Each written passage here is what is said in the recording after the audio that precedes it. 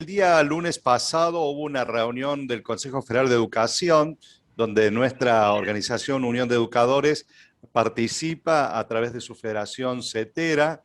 Ha estado presente el secretario general de la Unión de Educadores en dicha reunión, en la cual, ustedes saben, participa el ministro de Educación de la Nación con su gabinete y la representación de los ministerios de educación de todas las provincias y Ciudad Autónoma de Buenos Aires.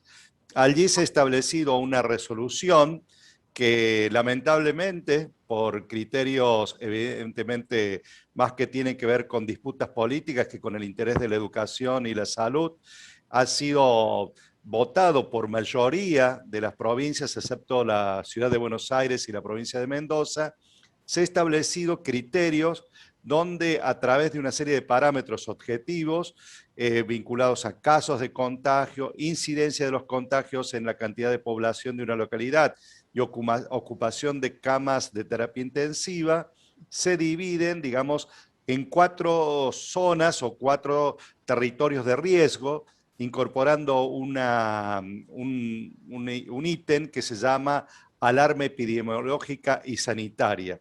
Entonces, en virtud de la situación por localidad, de acuerdo a esos parámetros, se establece la continuidad de la actividad virtual combinada, la actividad virtual exclusivamente o la cesación, digamos, de la actividad escolar, atento a aquellas localidades donde, teniendo en cuenta los parámetros que hemos enunciado, se considere que hay una situación de alarma epidemiológica y sanitaria.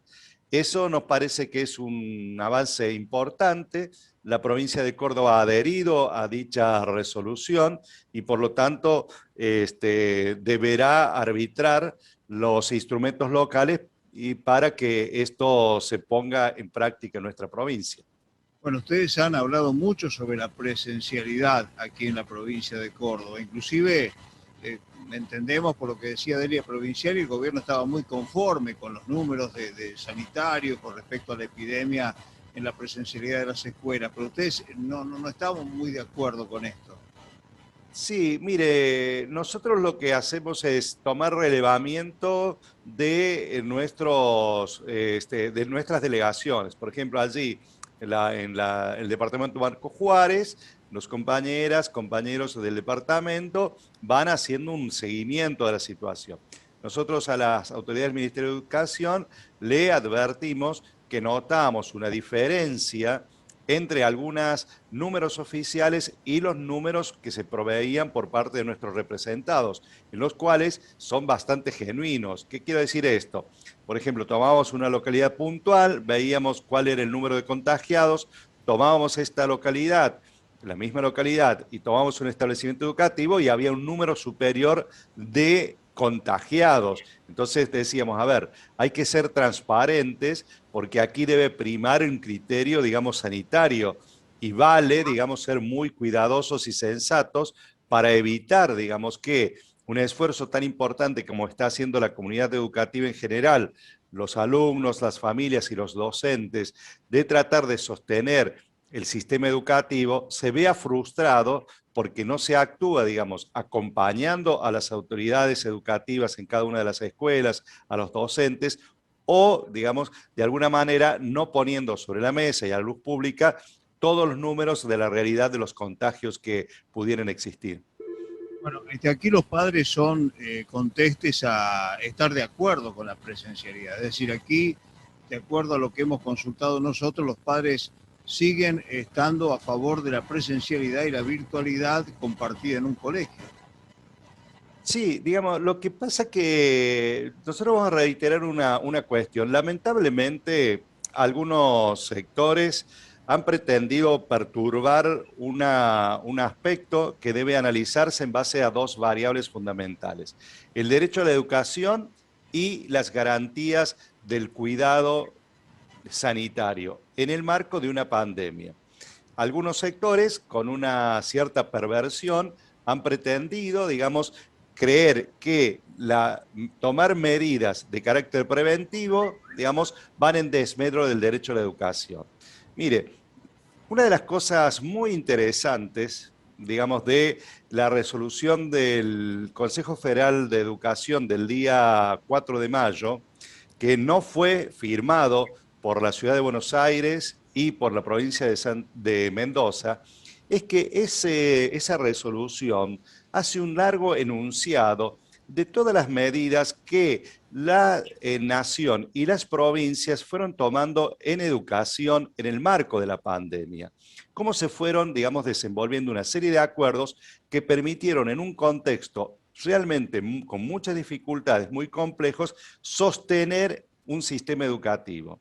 Ahora bien, digamos, ¿esto qué es lo que demanda? Demanda, primero, coherencia, es decir, que las autoridades, tanto del ámbito nacional como provincial, acompañen con acciones concretas las normas que ellos establecen. Si la norma dice se va a brindar, digamos, determinados insumos, se van a brindar determinado personal para garantizar la seguridad, para garantizar la higiene, etcétera, etcétera, bueno, deben realizarlo y no dejarlo sobre las espaldas de la comunidad educativa.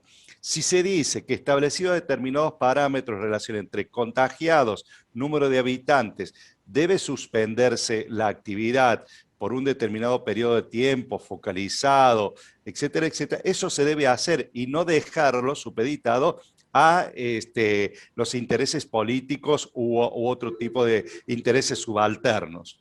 Entonces, nosotros creemos, también agregado a eso, de que es fundamental que haya, digamos, una articulación en debida forma por parte de las autoridades del Ministerio de Educación y las autoridades sanitarias con las autoridades de las escuelas.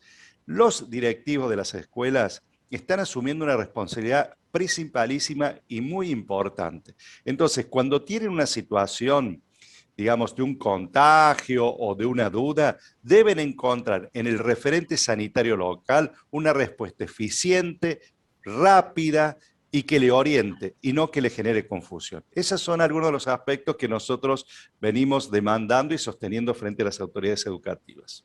Ahora, Oscar, por último, ¿usted cree que la provincia de Córdoba, porque estamos hablando exclusivamente de Córdoba en este sentido, más allá de quien haya firmado o no el acuerdo a nivel nacional, está cumpliendo con los parámetros que usted indicaba? En algunos aspectos, sí. En otras localidades no ha sido tan así. Nosotros estamos expectantes. Entre el día de ayer y el día de hoy hemos tenido conversaciones con referentes del Ministerio de Educación, particularmente los que están trabajando en el área de salud. Se han comprometido, por ejemplo, que en los próximos días va a salir una guía, una orientación para las autoridades de las escuelas para actuar en esta situación, en esta nueva situación climática con el tema del frío.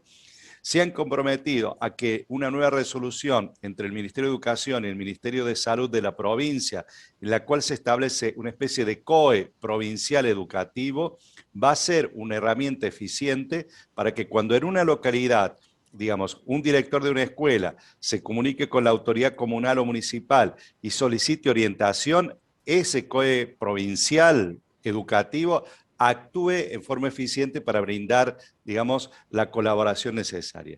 Veremos, estamos expectantes, nosotros como VPC hemos hecho un compromiso y una apuesta muy fuerte a que se garantice el derecho a la educación. Ahora bien, sin poner en riesgo la seguridad y el cuidado en la salud de los alumnos y los docentes.